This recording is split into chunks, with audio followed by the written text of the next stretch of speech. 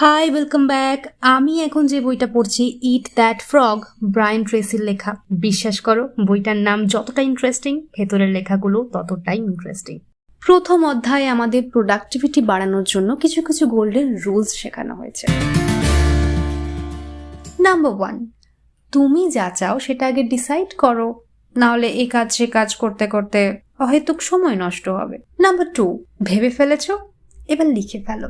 Number 3, এবার একটা deadline set করো, না হলে কাল করব করতে করতে আরো 12টা বছর কেটে যাবে। নাম্বার 4, গোল পর্যন্ত পৌঁছতে কি কি জিনিস দরকার সেগুলো একটা লিস্ট বানিয়ে ফেলো। নাম্বার 5, প্ল্যান বানাতে হবে, গোল অবধি যাওয়ার জন্য ছোট ছোট স্টেপস লিখে ফেলতে হবে।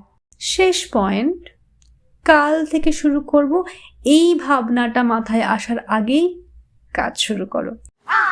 এনিওয়ে, নেক্সট চ্যাপ্টারে কি আছে?